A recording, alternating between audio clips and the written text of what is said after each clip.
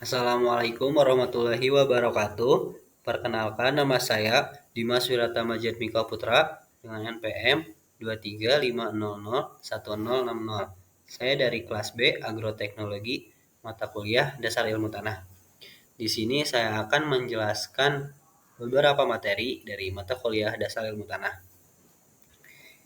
Di antaranya yaitu saya akan membahas pH tanah, kejenuhan basa, dan unsur hara. Nah, di dalamnya saya akan membahas yang pertama adalah pengenalan tentang pH tanah, lalu yang kedua pentingnya pemahaman pH dalam pertanian, yang ketiga unsur hara yang penting bagi tanaman, yang keempat metode pengukuran pH tanah, dan yang terakhir strategi peningkatan pH, Kb, dan ketersediaan unsur hara. Baik, langsung saja. Materi yang pertama saya akan membahas pengenalan tentang pH tanah, definisi pH dan skala pH. pH merupakan kependekan dari potential of hydrogen. Sedangkan pH tanah adalah tingkat keasaman atau kebasaan suatu benda yang diukur dengan skala pH antara 0 hingga 14, di mana pH 7 artinya netral. Jika pH kurang dari 7, itu menunjukkan tanah bersifat asam, sedangkan pH di atas 7 menunjukkan tanah bersifat basa. Dengan mengetahui kadar pH dalam tanah, maka para petani dapat menentukan tanaman apa yang cocok ditanam atau dibudidayakan, karena setiap tanaman memiliki karakteristik kebutuhan kadar pH yang berbeda-beda.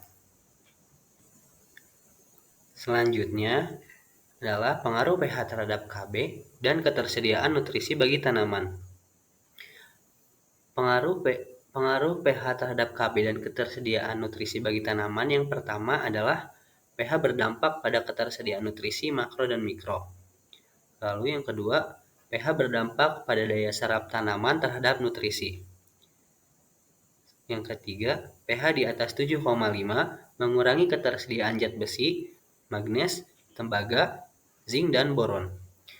Keempat, pH di bawah 6 berdampak pada menurunnya daya larut terhadap asam fosfat, kalsium, dan magnesium. Yang kelima, pH antara 3-5 dan di atas suhu 26 derajat Celcius menyebabkan pertumbuhan dan penyebaran penyakit yang disebabkan oleh jamur. Salah satunya adalah busuk akar. Nah, materi selanjutnya adalah pentingnya pemahaman pH dalam pertanian.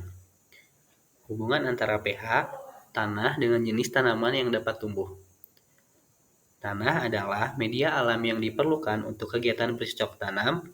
Banyak sedikitnya kandungan unsur hara pada tanah merupakan indikator tingkat kesuburan tanah tersebut. Kondisi tanah yang paling ideal untuk tumbuh dan berkembangnya tanaman adalah tanah yang bersifat netral. Hubungannya yaitu yang pertama adalah tanah yang memiliki pH yang tepat mengoptimalkan penyerapan nutrisi oleh tanaman. Yang kedua, unsur hara seperti nitrogen, fosfor, kalium, magnesium, dan lainnya tersedia dalam jumlah yang mencukupi di tanah dengan pH yang sesuai. Selanjutnya, dampak perubahan pH terhadap pertumbuhan dan hasil tanaman. Dampak yang pertama yaitu ketersediaan nutrisi. pH tanah mempengaruhi ketersediaan nutrisi bagi tanaman. Tanah dengan pH yang rendah atau asam cenderung memiliki ketersediaan nutrisi mikro seperti besi, mangan, dan seng yang lebih tinggi. Namun, ketersediaan nutrisi makro seperti nitrogen, fosfor, dan kalium dapat berkurang. Lalu dampak yang kedua yaitu penyerapan nutrisi oleh akar tanaman, dan yang ketiga adalah aktivitas mikroorganisme dalam tanah. Tanah dengan pH yang rendah memiliki kecenderungan memiliki populasi mikroba yang berbeda dibandingkan dengan tanah yang lebih basah. Mikroba ini berperan penting dalam siklus nutrisi tanaman, seperti pelepukan bahan organik dan pelepasan nutrisi dari senyawa organik kompleks. Oleh karena itu, menjaga keseimbangan mikroba yang optimal melalui pengaturan pH tanah dapat berdampak positif pada pertumbuhan dan produktivitas tanaman. Nah, Pengaruh pH tanah terhadap pertumbuhan tanaman tidak boleh diabaikan. pH tanah yang tidak sesuai dengan preferensi tanaman dapat menghambat penyerapan nutrisi dan pertumbuhan tanaman secara keseluruhan. Oleh karena itu, penting bagi petani dan ahli pertanian untuk memantau pH tanah dan mengambil langkah-langkah yang diperlukan untuk memperbaiki pH jika diperlukan. Dengan memahami dan mengelola pH tanah dengan baik, kita dapat memastikan kesehatan dan pertumbuhan tanaman yang optimal dan pada akhirnya meningkatkan hasil panen.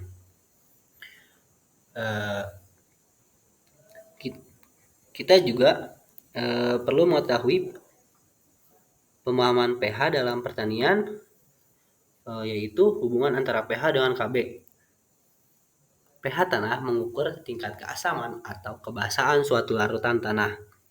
Lalu kejenuhan basa atau Kb menunjukkan perbandingan antara jumlah kation basa dengan semua kation basa dan kation asam yang terdapat dalam kompleks jerapan tanah. Persentase Kb berbanding lurus dengan pH tanah. Semakin rendah pH tanah, maka semakin rendah pula persentase kejenuhan basa. Nah, materi selanjutnya yang akan saya bahas adalah unsur hara yang penting bagi tanaman. Macam-macam unsur hara esensial. Unsur hara esensial adalah unsur-unsur yang diperlukan bagi pertumbuhan tanaman. Unsur hara esensial dibagi menjadi dua. Yang pertama yaitu unsur hara makro. Unsur hara makro adalah unsur hara yang dibutuhkan oleh tanaman dalam jumlah yang lebih besar. Beberapa zat seperti hidrogen, oksigen, nitrogen, dan karbon berkontribusi 95% dari kebutuhan tanaman yang diperlukan untuk bertahan hidup. Lalu, yang kedua adalah unsur hara mikro. Unsur hara mikro merupakan unsur pembangun tumbuh tanaman, tetapi mempunyai peranan penting dalam proses metabolisme tanaman. Contoh unsur hara mikro yaitu Fe, Cu, Jn, dan lain-lain.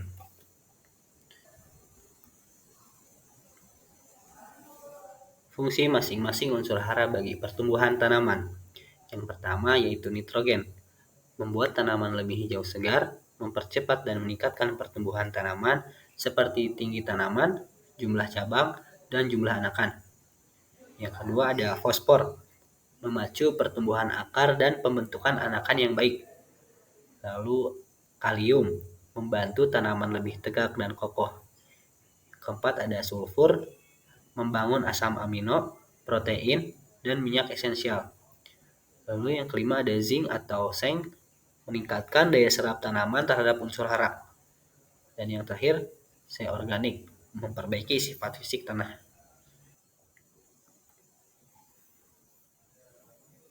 Materi selanjutnya adalah metode pengukuran pH tanah. Yang pertama, penggunaan alat pH meter. Cara mengetahui pH tanah yang paling akurat adalah menggunakan alat pengukur pH yaitu pH meter. Pengetahuan tentang derajat keasaman tanah sangat berperan dalam keberhasilan suatu budidaya tanaman. Lalu yang kedua adalah cara pengambilan sampel tanah dan pengujian pH. Cara pengambilan sampel tanah dan pengujian pH melibatkan prosedur yang teratur dan tepat. Prosedur pengambilan sampel tanah dilakukan dengan cara memilih sampel tanah yang komposit. Nanti di akhir video akan ditampilkan cara bagaimana menggunakan alat pH meter.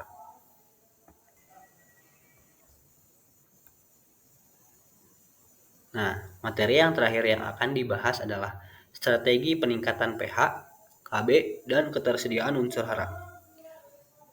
Penggunaan pupuk sesuai kebutuhan tanaman. Untuk penggunaan pupuk yang sesuai dengan kebutuhan tanaman, bisa diperhatikan prinsip berikut. Yang pertama yaitu tepat jenis. Pilih pupuk yang sesuai dengan kebutuhan tanaman. Lalu yang kedua adalah tepat dosis. Hitung dosis pupuk berdasarkan kebutuhan nutrisi tanaman dan kandungan hara dalam pupuk. Yang ketiga, tepat waktu. Berikan pupuk pada saat yang tepat selama siklus pertumbuhan tanaman. Yang keempat, tepat bentuk. Pilih pun bentuk pupuk yang sesuai, misalnya padat atau cair. Yang kelima adalah tepat cara. Terapkan metode aplikasi pupuk yang efisien dan sesuai dengan kondisi tanaman. Nah, ini juga biasa dikenal dengan istilah 5T. Praktik-praktik konservasi tanah yang dapat mempengaruhi pH. Pertama adalah pemberian dolomit atau kapur pertanian dapat dilakukan untuk meningkatkan pH tanah. Lalu yang kedua, pemberian pupuk secara berkala dan sesuai dengan kebutuhan tanaman dapat mengurangi tingkat keasaman tanah dan memperbaiki ketersediaan unsur hara. Lalu yang ketiga yaitu penggunaan pupuk organik. Pupuk organik seperti kompos dan pupuk kandang mengandung asam humat dan asam sulfat yang dapat meningkatkan kapasitas tukar kation atau KTK tanah dan membantu menetralkan keasaman tanah. Adapun beberapa cara menetralkan pH tanah. Pertama adalah cara untuk menetralkan tanah asam. Yang pertama, menambahkan bubuk kapur, lalu bisa juga menggunakan serbuk kayu dan menggunakan abu kayu. Lalu cara menetralkan tanah basah, yang pertama bisa memberikan bubuk belerang atau sulfur, memberikan ampas kopi atau teh, bisa juga menggunakan material organik seperti pupuk kompos atau pupuk kandang. Sekian materi yang dapat saya paparkan. Mohon maaf bila ada salah kata. Wassalamualaikum warahmatullahi wabarakatuh.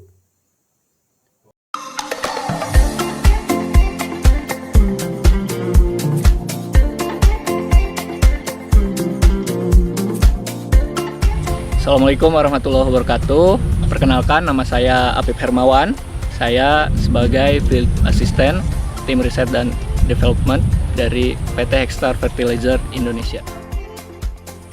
Saat ini saya sedang berada di kebun riset dari benih Caprusa, yaitu divisi benih dari PT Dharma Guna Wibawa. Tempatnya ini berada di Lembang, Bandung, Jawa Barat. Pada kesempatan kali ini, saya akan berbagi mengenai edukasi penggunaan pH meter untuk mengukur kadar keasaman atau pH tanah. Untuk mengecekkan pH tanah sendiri dilakukan minimal 1 bulan sebelum penanaman. Untuk percobaan kali ini, kita akan menggunakan pH meter peluru. Pengambilan sampel pH tanah dilakukan dengan 3 titik sampel dengan jarak antar titik kurang lebih 10 meter. Sebelum melakukan pengecekan tanah, kondisi tanah haruslah dalam keadaan basah.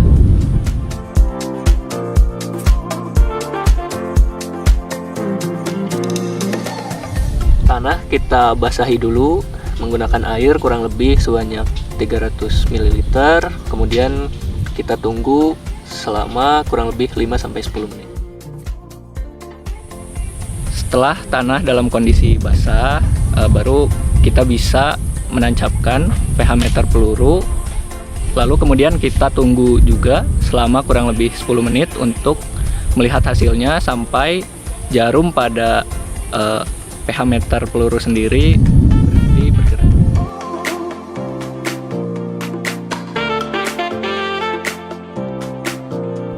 Demikian cara pengukuran pH tanah. Semoga dapat bermanfaat bagi seluruh petani di Indonesia.